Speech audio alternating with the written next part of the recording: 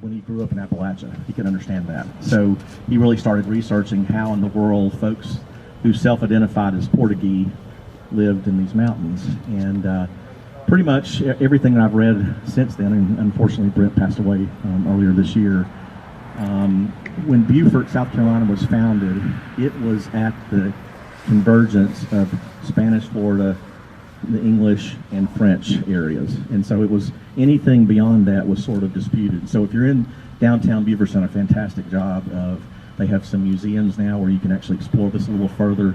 But there were 3 settlements there that were at different times English, Spanish, and French. So the folks that actually founded named it Santa Elena. Today it's called St. Helena. They anglicized it. And from Santa Elena, Portuguese settled there.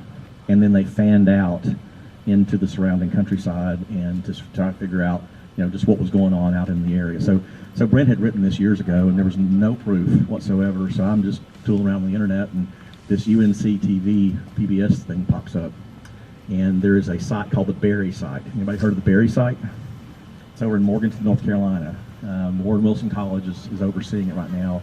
They found a Spanish settlement in Morganton, North Carolina that predates Roanoke Island by like 30 years. So, and then when you delve into it a little further, there's actually Spanish record of the name Fort San Juan, and then found out that there was a companion fort called Fort San Pedro, which is located on the present-day site of Dandridge, Tennessee. So they basically came in Nolichucky and on down to Dandridge, Tennessee. Again, just messing around on the internet one day, and East Tennessee State University Archaeology channel pops up, and they're doing a dig over on the Nolichucky, and they find Spanish doubloons and so forth. So there's a lot more to history, and Brent said that in his book. He said, we're taught in school that everything is linear and sequential. He said, no, that's not the way it is. It's just chaotic. Stuff's happening all the time, and you have to remember that history is rewritten by the victors. So I found this map. This is a very early 1755 map. We are located right here. I know you can't see that. We're located right here. So all of this is west of us in what is now Tennessee. If that word was completed, it would say Louisiana. And so, again, this was considered French area because we were west of the mountains. And if you were east of the mountains, you were considered English. So that's why they named it the French Broad River, because it flows west toward the French area. And then the Broad River in Columbia, South Carolina flows toward the English. So up until like 1770 is when folks had started to accumulate on the frontier, and it became very challenging to figure out how to allow them to continue to live here. And so there was a state of South Carolina treaty called the Treaty of Lochaber that was established, and the green is what they took, the yellow is the compromise, and the red is what it was supposed to be, as you can imagine. So if you wonder why the Cherokee don't trust us to this day, that's probably why. But they refused to give up control over Long Island, so the English agreed to appoint 6 miles east of Long Island. Well, while we were working on the Memorial Boulevard project, which has been going on for 20 years now, there's a real pinch point because you've got East Lawn Cemetery on one side and you've got Yancey's Tavern. I was vaguely aware of Yancey's Tavern, but I didn't really know much about it. Well, guess how far Yancey's Tavern is from Long Island? 6 miles. There you go. So in the Reedy Creek settlement, if you could just carry it due north up to what is now Stone Drive, there were also Reedy Creek settlements up in that area, but there really wasn't much further in that particular time. So in 1775, again 5 years later, is when Daniel Boone came through here, and you see this is just a Wilderness Trail website, it mentions Fort Patrick Henry and Blockhouse. So why was it called Fort Patrick Henry? Does anybody know? But why was it changed? Was it the original fort? The original fort was Fort Robinson. So Fort Robinson was British. So when the Americans took it over, they didn't want a British fort, so they renamed it Fort Patrick Henry. So that's the reason you have a Fort Robinson and a Fort Patrick Henry. There's also a label for Blockhouse, which if you haven't been, if you go over Wallow Gap and you turn right, there's the next left will take you to a swinging bridge over the North Fork of the Holston.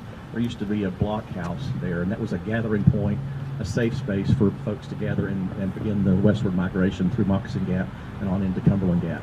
There's nothing actually to see there now, but they reconstructed it up on High Knobs in the park up there, so you can check that out if you want. This is a 1776 map that shows Meadow Mountain. Meadow Mountain is White Top. Remember earlier I was talking about where Tennessee, Virginia, and Carolina come together, and if you notice over here, there's a big old blank. So Daniel Boone's coming through here in the 1770s, and then 1776. It's not even on the map yet. So has anybody seen the Sycamore Shoals Liberty? Okay, I'm ashamed to say I only saw it this year for the first time, and I really regret that because so much happened right here. And what I really put two and two together was that pioneers didn't just settle because they wanted to settle someplace. They settled because the Indians were already there, and they knew that if somebody was living there, that it was inhabitable. So, like in Morganton, Fort San Pedro or Fort San Juan was set up right beside an existing Indian village, large Indian village. And it wasn't until the Indians decided they didn't want them there anymore, they kicked them out. But had they left them, they would have stayed at that particular location. Similarly, over at Sycamore Shoals, there was a very large Indian settlement at that location. And so when the settlers came in, they just basically moved in next door. And for the longest time, it was very peaceful, but eventually it became a threat to their existence, so it did become an issue. So let's go next. At the end of that play, just to give you a teaser if you haven't seen it, you get to know all these characters, and you kind of, some get killed or spouses get killed and that sort of thing. At the very end, as the sun is setting, it's becoming dark, they walk up and very reverently, they turn one individual light, their face lights up, and they say, "My name is John Donaldson. I was father of Nashville. My name is John Sevier. I became the first governor of Tennessee." And all those folks were right here in this area. One other funny story, when you look at this map, my grandmother was raised in East Hawkins County in Goshen Valley is what we call it now, and she was in the second class to ever go to ETSU. And I said, "How did you get there?" And she said, we crossed the river by ferry. We went to Churchill and caught a train, went to Gate City, changed trains, went to Bristol, changed trains, and went to Johnson City. And I said, "Why didn't you go through Kingsport?" She said, "Hey, there wasn't a Kingsport. It was 1911. There was no Kingsport." And her father was from Piney Flats. And I said, "Well, how in the world did he get to Goshen Valley?" And she said, "Well, he floated down the river." I was like, "Well, how did he get past the dam?" Well, there wasn't a dam, just that kind of thing. So the connection from Elizabethton to Boatyard was very, very important because river travel was the way things got done at that time. And Kingsport, what became Kingsport, was the head of navigation. It was the only place that, if the weather was just exactly right and the rivers were right height, you could float all the way down, theoretically, to New Orleans from here. Upstream, there were more shoals, it was shallower, and there were lots of issues. So that was the significance of the Boatyard and Kingsport, and that's why it became such an important thing. So in 1822, the original city of Kingsport was incorporated down on the river bank. And it wasn't until after the Civil War you had to reapply for your city charter. And there weren't enough people left here to do that, so they didn't, so they lost their charter. In between that time, folks from Johnson City and Bristol came over to Kingsport and said, "Hey, you have the river to travel. Why don't you support the railroad going through our town, because we don't have a river, and it'll be a win-win for everybody." So we've never trusted everybody since then, right? It's been like a big, you wonder why regionalism is an issue? It's because there's always been some hook to it, it seems like. I'm being facetious, but you get the point. But in this map, this would be the early 1800s, there's Kingsport, Blountville, Jonesboro, Leesburg, Greenville. There's no mention of Johnson City or Bristol in that map. By 1881, you have Bristol and you have Johnson City. There's no mention of Kingsport. It's just not on the map at all. So, I hope you see that in the jest that was intended, but there's really a tale of two cities. It wasn't until like 1963 that old Kingsport was annexed into new Kingsport. So it really is the tale of two cities. So while we're standing in Centennial Park and we celebrated our 100th birthday, next year we'll celebrate our 200th birthday. So, I'm sorry. And I do want to point out, again, this is just slipping this one in on you, but this is the old Smith Oil. I really didn't intend this to be a gas conversation, but at the end of the street was Smith Oil, and you can see the tanks and so forth. That's what it looked like in 2004 when we bought the property, or when we began talking about buying the property, and the foundry was right next door. And I share that with you just because of the sheer complexity of the task at hand. And remember, I mentioned the grassy knoll and the environmental regulations. You can't just go in there and take a bulldozer and start knocking it down. You have to actually, determine what the contaminants are and deal with all that stuff. So today, that is the transit center. So if you haven't been down that way, I'd encourage you when you drive by there, check it out. Directly across the tracks was the General Shale property. Kingsport Brick was the name of it, and these are the beehive kilns. And again, that's another really complex industrial structure. Think about it. If you're going to build a town, what are the first three industries that you're going to have in that town? Bricks, cement, and lumber. Citizen supply. So that was why they did that, and there were lots of interesting uses of that. But a lot of it was happening before there were people here to actually support it so much. So, if you haven't seen the newspaper lately or on any of the media, this is the current plan for redevelopment of Brickyard Park. So the city bought the property several years ago, and again just started systematically taking down buildings and cleaning up and following all the environmental regulations and so forth. And so now there's a blank slate to work with. We actually contacted CSX, or actually CSX contacted us and said, hey, there's not many industrial sites adjacent to a railroad.